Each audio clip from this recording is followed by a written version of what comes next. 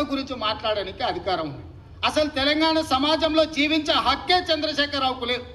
ఈ సమాజంలో ఉన్న ప్రజల అందరి లెక్క కట్టి అధికారికంగా ప్రభుత్వం చేసిన లెక్క ఇది ప్రైవేట్గా రేవంత్ రెడ్డి, బట్టి విక్రమార్కను, ఉత్తమ్ కుమార్ రెడ్డి గారు వ్యక్తులుగా చేసిన లెక్క కాదు. ఇది ప్రభుత్వం లెక్క, అధికారిక లెక్క. ఈరోజు లెక్క పక్కాగా ఉండాలని ఇల్లు తిరిగి ప్రతి 150 కుటుంబాలకు ఒక ఎన్రోలర్ను పెట్టి రోజుకి 8 నుంచి 10 కుటుంబాల లెక్కనే తేల్చి ఈరోజు స్పష్టంగా 3,54,00,000 పైచిలకు ఈరోజు లెక్క తేల్చినాం.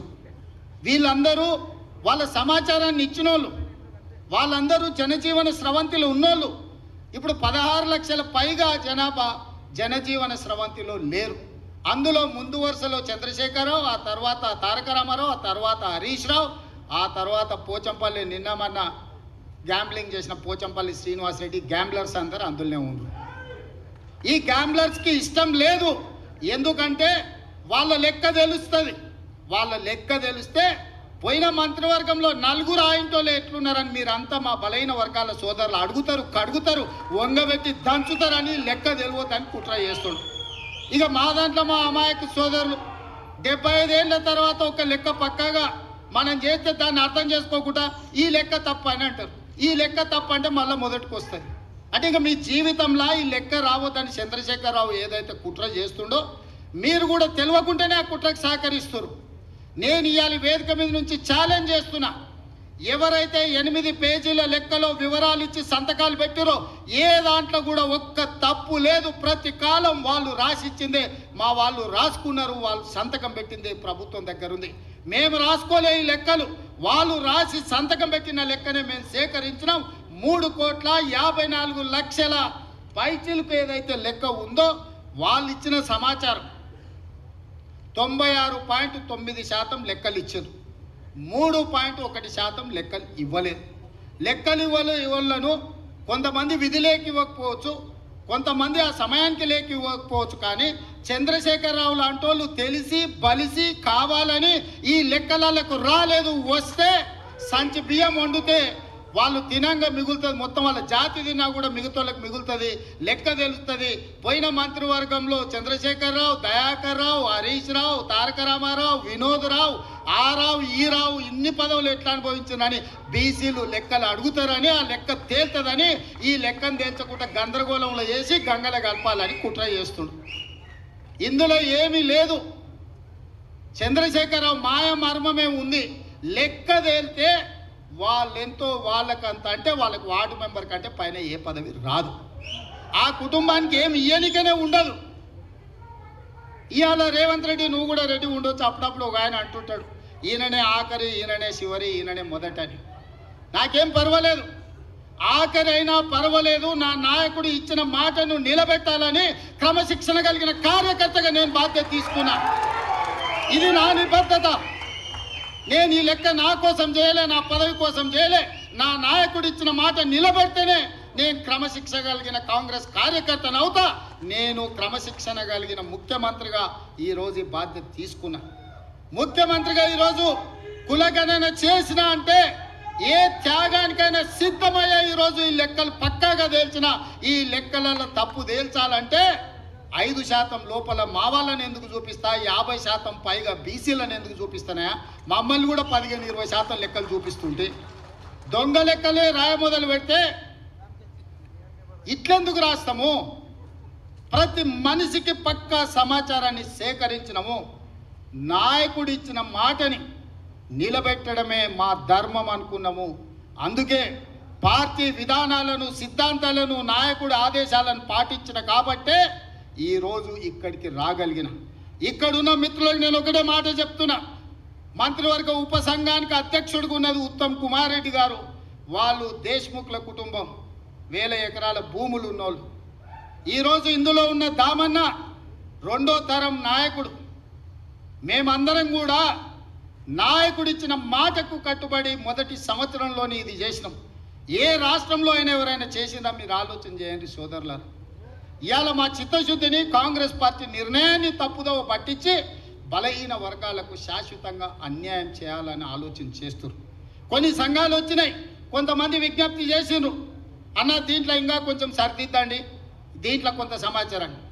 మనం నిజంగా చేయాలనుకున్నాం కాబట్టి రెండో విడత కూడా జనజీవన స్రవంతిలో కలవని వాళ్ళకు కూడా జనజీవన స్రవంతిలో కలవడానికి రెండో విడత కూడా మళ్ళీ అవకాశం ఇచ్చినాము. ఇది మా ప్రభుత్వం యొక్క చిత్తశుద్ధి. మీడియా మిత్రులు, బలైన వర్గాల సంఘాలు, మా సోదరులు అర్థం చేసుకోవాలి. ఈరోజు దీన్ని తప్పుపడితే శాశ్వతంగా మీరు నష్టపోతారు.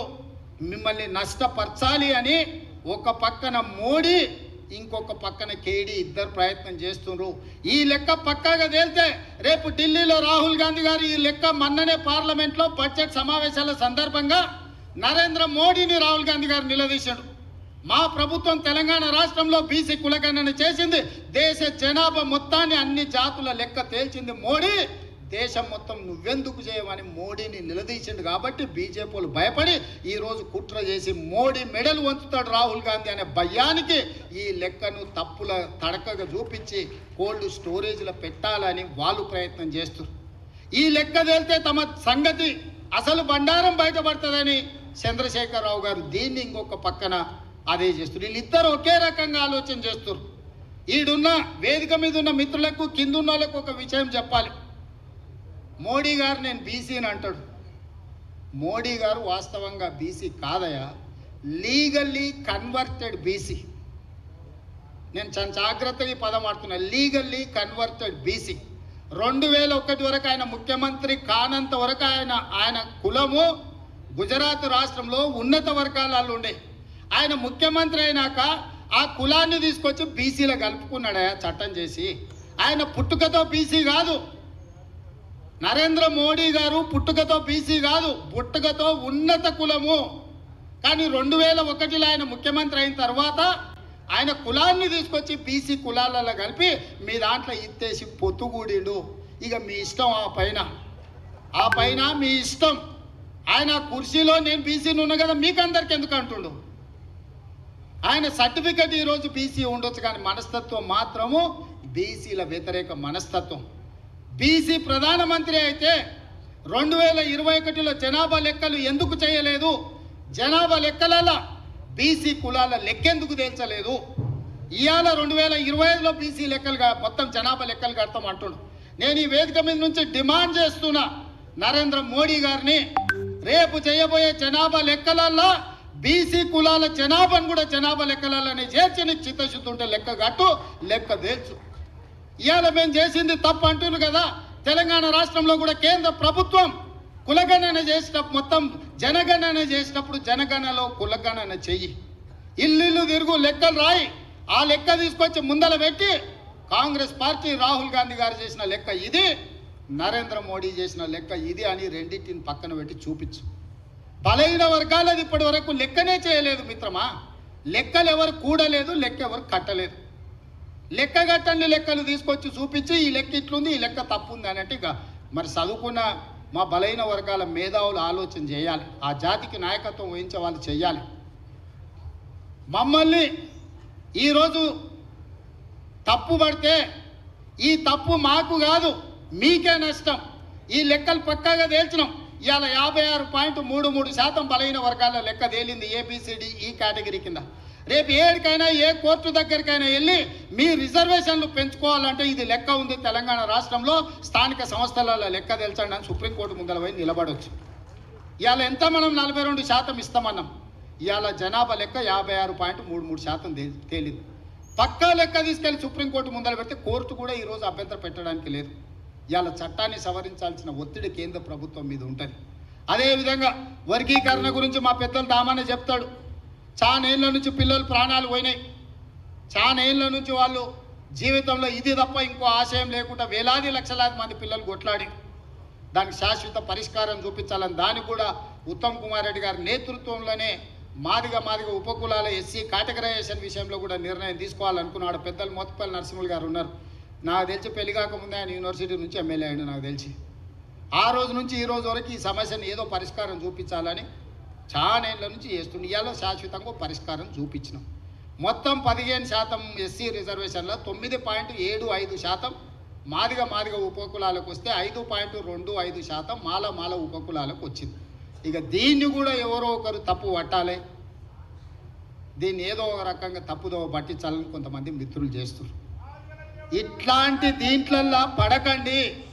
ఎందుకంటే ఏ రాష్ట్రం, ఏ ముఖ్యమంత్రి, ఏ పార్టీ చేయని సాహసోపేతమైన కార్యక్రమాన్ని మన ప్రభుత్వం చేసింది. నా మంత్రివర్గ సహచరులు, నా శాసనసభ్యులు అండగా నిలబడి మంత్రివర్గంలో ఆమోదించి శాసనసభలో దాన్ని తీర్మానం చేసి రేపు చట్టాన్ని చేయబోతున్నాము. ఇంత గొప్ప లక్ష్యం ముందు చిన్న చిన్న ఆరోపణలు చేస్తే వాటి వైపు చూడకండి. ఇంత గొప్ప నిర్ణయం ఈ దేశంలోనే జరగలేదు. తెలంగాణకు తెలంగాణ రాష్ట్రం ఎంత ముఖ్యమో ఇవాళ ఈ దేశంలో ఈ రెండు సమస్యల పరిష్కారం కూడా అంతే ముఖ్యం.